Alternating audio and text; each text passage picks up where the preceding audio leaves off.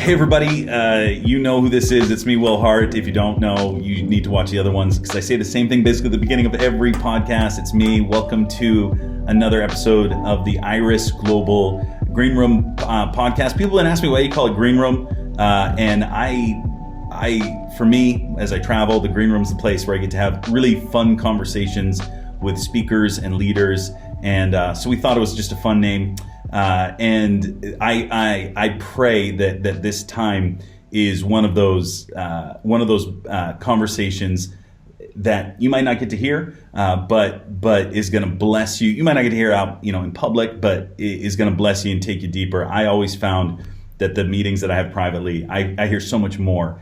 And today we have really a couple of my favorite people. I work very closely with Herbert Lorelei, and they have been good friends for years, and we've been co-laborers at Iris from an earlier time when we were just missionaries, and then officially over these last 4 years as on a leadership team in Iris. And Herb and Lorelei serve as pioneer planters, visionaries, missionaries, fathers of a missions movement. They've worn so many hats, but even recently, one of Herb's newest roles is that of a board member of Iris Global. They have done so much in their life, from planting bases and to sending out missionaries all over the world to the poor, the sick, the needy, the broken, carry a massive message of discipleship, hunger for the Lord, and really the raw give your life away for the sake of the gospel message. And I love it. I've been encouraged by it. I've stolen a lot of Herb's messages over the years, and because they're so impactful. But these guys are about to take off on a brand new adventure, and I'm so excited about it. We all are. We've been talking about it for a long time, but it's right around the corner. And we're going to fill you in today. I want to be done talking. I want to pass this over to them. But I want you guys to meet Herbert and Lorelei Barbutti. Can you spell your last name? Barbutti. Is that Irish? That's Italian. Barbucci. It means bearded. With a bearded one. You are like Italian, Brazilian, American, right? Yeah. Right. Tri-citizen. Look at that. I remember it. And okay, so just a little quick background, and then let's get into what's about to happen. Herb, you've been in ministry for a long time. You've been a missionary for a long time. How did you get into missions work? Well, I met you, Will. And no, but basically, you were in Bob, and Bob was, I think, the first legit.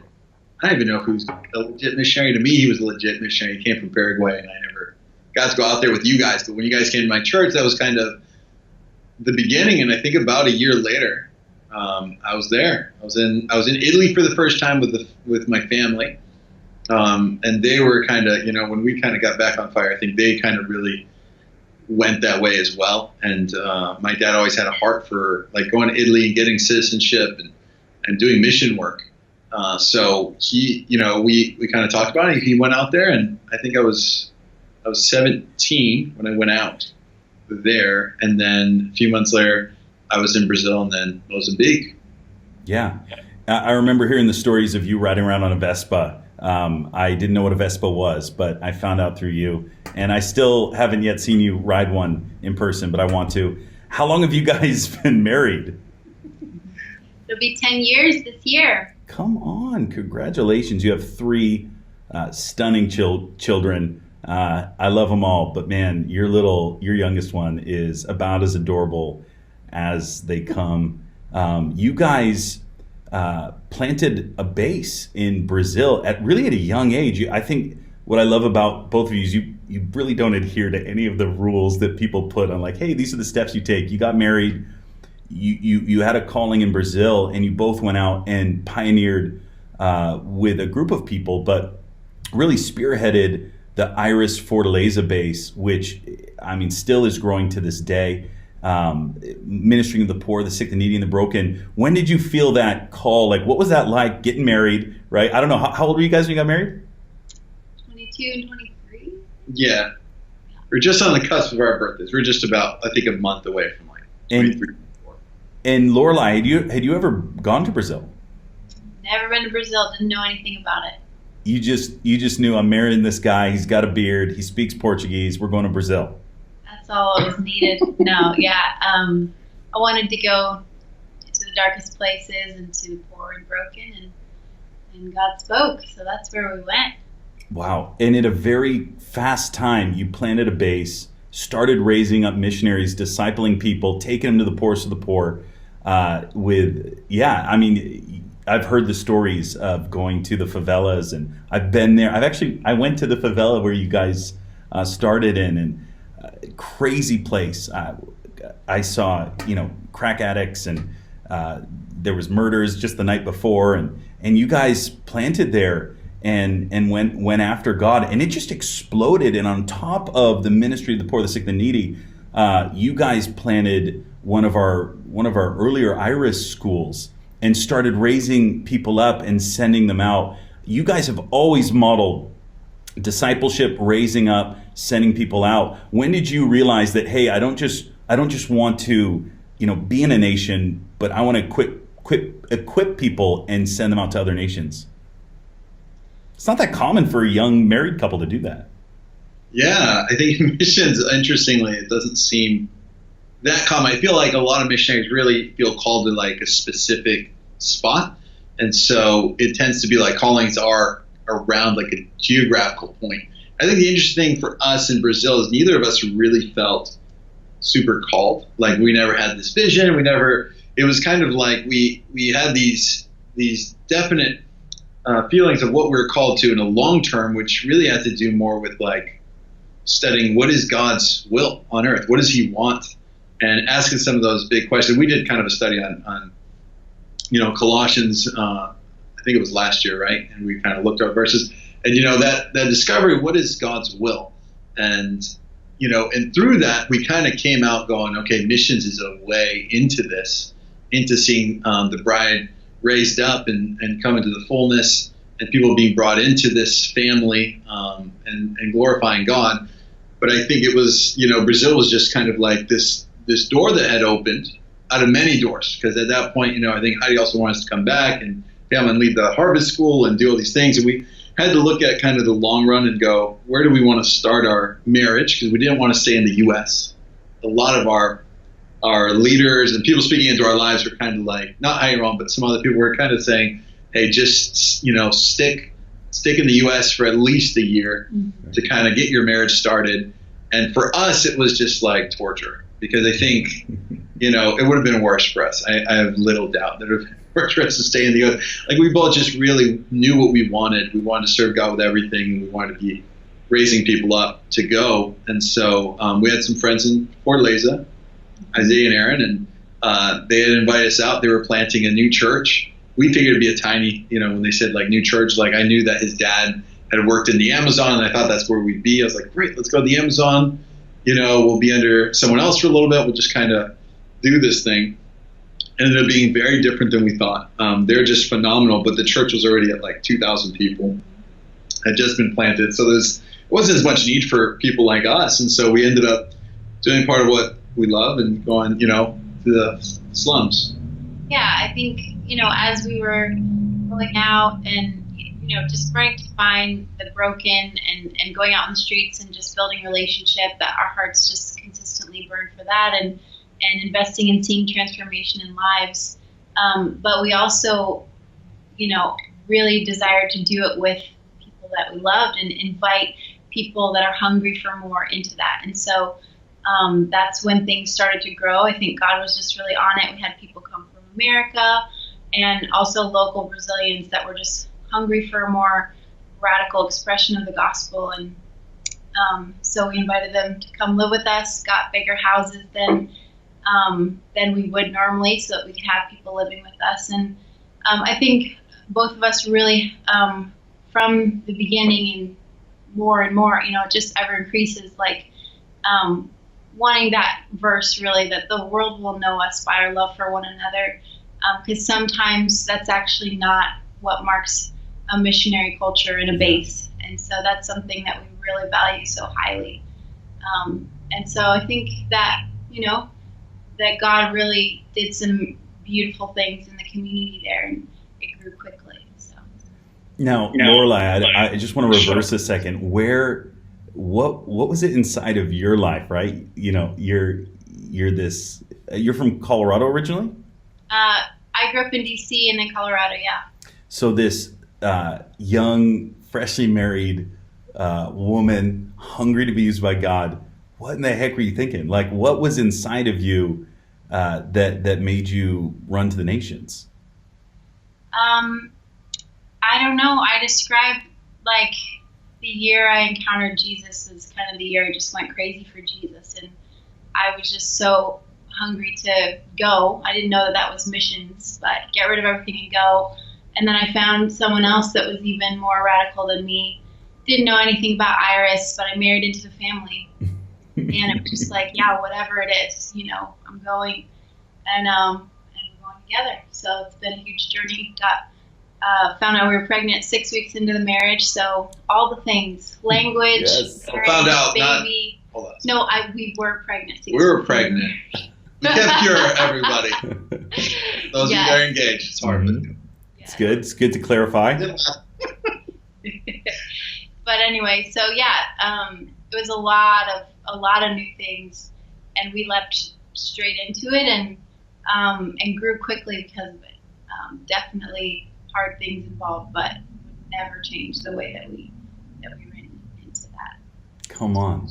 And she was like super missionary, because actually I had Portuguese to an extent. I wasn't very good at it. And, Mozambican Portuguese is obviously very different. It had been a couple years since I'd really lived in Mozambique at that point.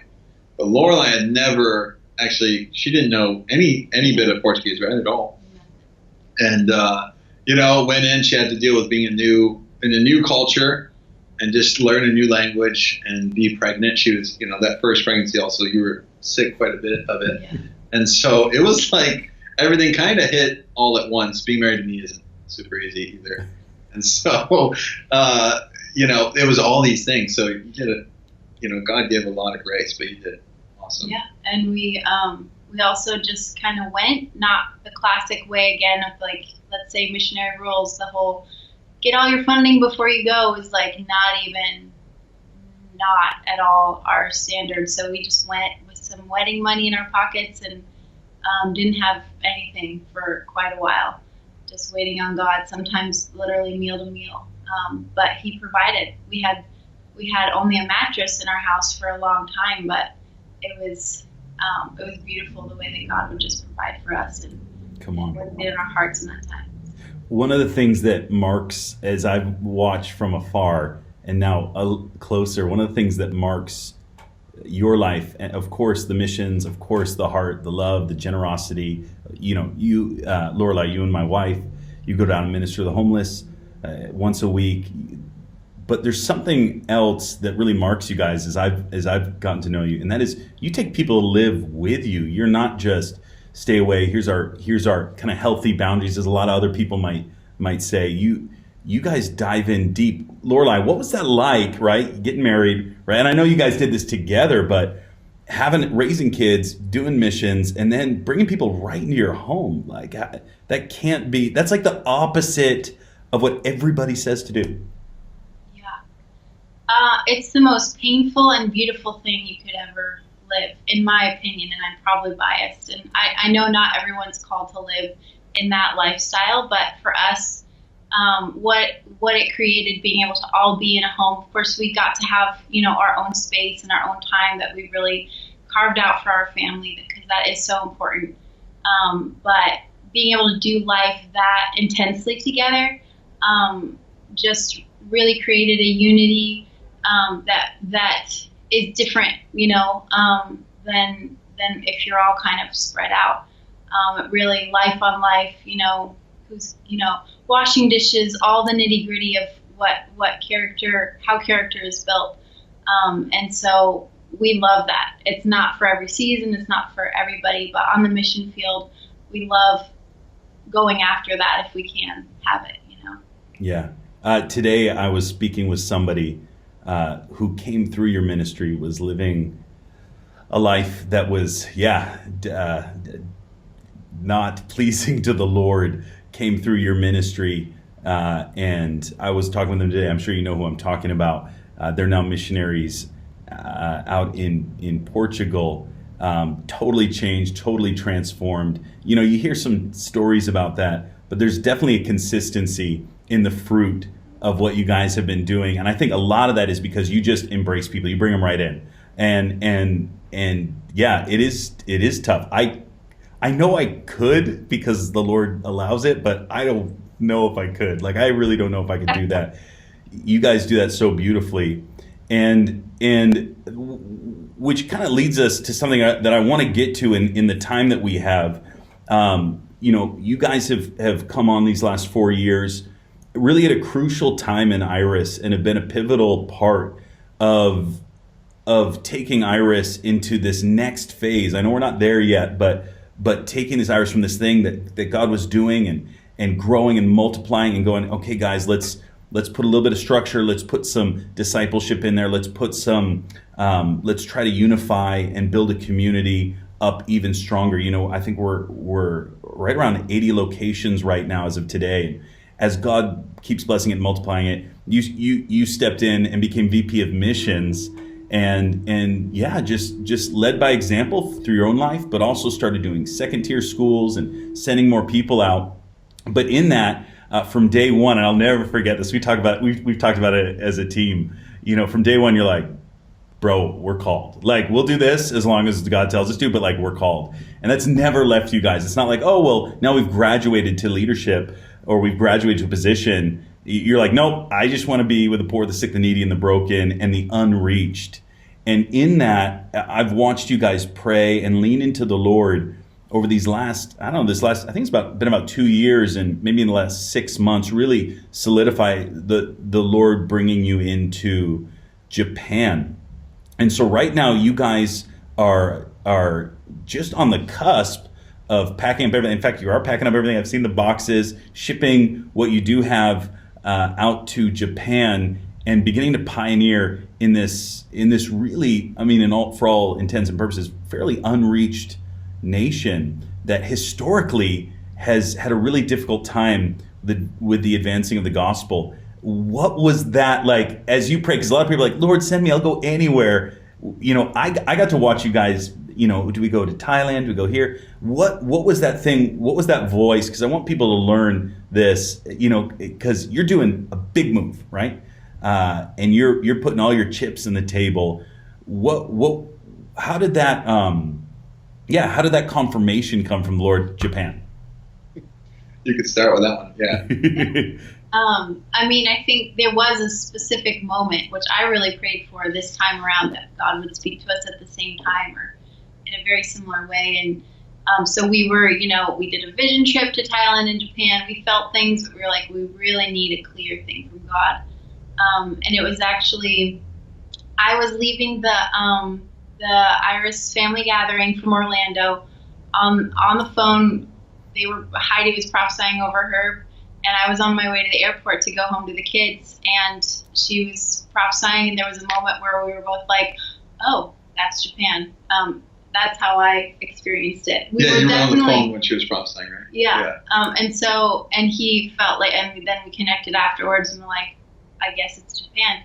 And I mean, we both actually had really felt our hearts burning when we went to Japan, but I was like, we were both already like, of course it's going to be Thailand. It's a third, you know, world nation. It makes way more sense for us for what we do. Everything makes sense for Thailand. And then actually the word that she released was, it's a place that doesn't make any sense.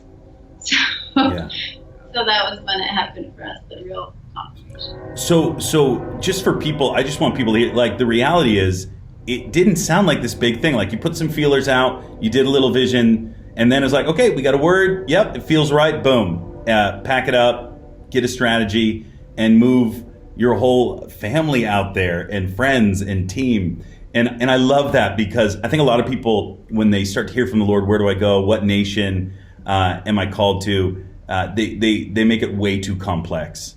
And to see that that faith of just, here, this is where we're going. And it actually came in a very simple way. And you guys have so much equity with the Lord anyway. You know, when he says jump, you jump, or when he says go, you go. But everybody that's watching, I don't want to over spiritualize a call to one of the hardest, most unreached nations in the world. That's how it came. And I think Herb and Lorelei, you both model that in Heidi and Rollin. They saw Time magazine, it's the most dangerous nation in the world, right? Let's go, boom. It's like, I see that, and it's so evident that you guys are just a part of this amazing tribe of Iris. So I want to know, okay, right? You guys are getting ready to plant a base, right? Finance, I hope you don't mind me sharing this. Finance, it's not like you have like 30 people that are like, yeah, we're going to do this. No, this is like, okay, God, we have a yes. Even conversations you've had with me, I hope I'm not sharing too much, but I think people love the honesty. You're like, I don't really care if people are backing us or not. Like, of course you care, but that's not the foundation of the decision, right? We're just going to go. And yeah, so what does that look like for you, pioneering in a new nation? Yeah, I mean, it's like Japan was partially really difficult for us, even just practically. I'm kind of practical, even though we're like, of course, you're always led by the Spirit, but you just, as you're analyzing, I think it's great to be practical. Look, it's going to cost like 6 times as much to live in Japan than it will to like live in Thailand, and except Thailand, you have beaches. You know, it's like that you can actually swim in. And so, you know, it was one of those things. We knew we're called to like, we have, you know, there's just, God's really raising up so many young people that he's just brought to us, you know, and they're going to the unreached. They're kind of, you know, this progression really takes time. You know, when we met them at 24, some of them, like the guy talked about, like, you know, that he was a little later on, I think we were probably 26. You know, there's kind of this progression as they're becoming missionary, even in their own city, for some of them in kind of a place that's established, to then go to somewhere like the Middle East or Asia. And that's a big jump. You know, a lot of our crew has been married since then. Some of us have had babies now, and now they're going out. They've been in missions, most of them, the whole time. But it's like we feel that we are kind of like, that's a family, and we want to be spearheading that and creating paths for these people to come out. So we feel like being in Asia was really something we felt from the Lord before even Brazil. We felt like it was going to be Brazil, we'd have a time in America, and then we would be in Asia. And so, you know, I think for Japan, it was kind of like, how do we build kind of this landing pad for people when it's so difficult to buy land? Everything is just crazy expensive. And, but our hearts were really drawn there. Like, we're actually, as a missionary, I don't know how you feel, Will, but like, I never had like this love for people that like other missionaries do. You know, in Mozambique, I remember it's like, oh, the Mozambique, they're so beautiful. Yeah. And I'd be like, okay, it's people, you know, bless the Lord. And, you know, it's, don't tell Heidi, guys. No, I'm just kidding. You know, same thing with Brazilians. We had a few people like, I just love the Brazilians. I just have a heart for the Brazilians. I was like, bunch of sinners, you know, but it's, no, everyone, right? And I'm joking with the Brazilians out there, but it's never been like this great love for like a people group. And I think in Japan, it was more like a compassion. Like, it was so dark when we went, even though it was like beautiful. It's a first world nation, right? Like, so oppressive and so much like suicide and just like loneliness. It's kind of interesting that it's kind of the mainstream culture is pretty dark. You know, a lot of these cultures, like, you kind of have this, you know, you'll usually have witchcraft or like sex tourism and stuff. Like, it's kind of on the underbelly.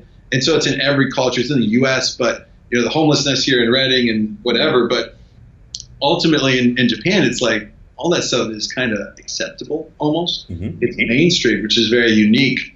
And so we just felt like, you know, with all the things, it does put a fire in us that it's just never had the move of the Spirit that we feel like God wants to do. So it's one of those unreached places. You know, it's been historically considered one of the hardest places for Christianity. I mean, Tibet, I would consider even harder, but it's in there in that kind of grouping for most people. And so we just felt the pull, and we kind of, you know, as we just kept getting pulled by the Holy Spirit back in that direction, it just felt like he was opening doors. And as we kind of gave ourselves, we just fasted and prayed, and we really do want to like hear angels, and we would love all of that. We just haven't. So I'm not like saying it doesn't happen for people. Yeah, we're open to that. I want it. It totally happens. It's not a lack of faith. Maybe it is a lack of faith. I don't know. But I have faith that it happens. We just, I think you need to choose how you're going to live now, either way. And so we feel really confident, and our kids are awesome, and they have gotten onto, Pokemon, and that was a tough transition as a Brazilian, but, they're excited for that one sole reason, because they know that it comes from there, or their Nintendo comes from there, and so they're actually pumped. Very excited. And that's a huge blessing for us, because they're a little older now. Our oldest is about to turn 9. Yeah. And so he is leaving some friends. It is a transition for him, but he really, we've been able to include them in the decision, and just the Lord's really worked it in their hearts that they're actually like, when can we go? When are we going? So it's a good place to be right now. So what's your vision right now? So you're going to get on a plane? Then what? We have, when the borders open, we will get out there, and there's actually been an amazing church that we've been connected to that's out there, a fully Japanese church, and they've just really actually been so hospitable to us and offered to help us with a visa, because you actually have to have like a Japanese entity that will bring you in and all that for a long-term, like a missionary visa. Yeah. And so we'll be serving them and learning the language, and just really learning from them culture and all that for the first year to 2 years, and building relationships and kind of getting settled in, getting our kids acclimated and ourselves acclimated and all that. And from there, we really want to, build something kind of bigger, kind of like we would hope like a springboard, like a global hub for missions and training and restoration and so on. I think, we would love to have a base. I don't know, it's one of those things, we don't know what it'll look like culturally. If it's everyone living together or not, we're not even, we're open to that. It's not our model. It just has been how it's worked. Right. It's just the way it has happened. We're open to a lot of things, but I think eventually we're just having a lot of faith right now, and it feels like God's just kind of meeting us at every step. But we are believing that, eventually we want to be running some sort of training in school for the Japanese for sure, and also for our international guys, and kind of be, like Lorelei said, kind of a hub where we can kind of launch people into the unreached there, especially in Asia and the Middle East. And that's where a lot of our guys feel called. And that's where, we feel called in the sense of just biblically, we feel that mandate really strong of just, we want everyone to hear the gospel. We don't, I think earlier on we're actually, the church has asked us to like start an international church where we do English, Japanese services and things like that. So we're really happy to serve them however they feel right now, and we're going to be partnering with them as we open our NGO there, so we can bring on missionaries as well legally. So those first 2 years will be a lot of transition and go in the streets. Like, I think we need to do that, and even the small time, we're there for a few days at a time, and just being able to evangelize through a translator, which isn't like the ideal, but like still just to get out there and just be able to prophesy over people in the streets and see them, get touched and come to church and do that stuff. It's really exciting. So we know we have to kind of do that, just, and keep the fire alive. Yeah. Well, I know whatever it looks like. I give you guys about 6 months before you have 18-year-olds to 19-year-olds living in your garage. So, and just the vision that you guys, that I hear from you constantly, is not a short term, is a long term vision. And I think the fruit, even of what's come out of Brazil. And Heidi has said this, I think, I forget the numbers, please forgive me if I butcher this, 80% of people that you trained up through your school have actually ended out full-time on the missions field. And, that is uncommon. So if you're listening to this, just that number, it might not seem like a shock, but that's massive. I don't even know if it's in the double digits for most schools that send people out, that they actually go and do the thing that they were trained up to do as far as in the ministerial context.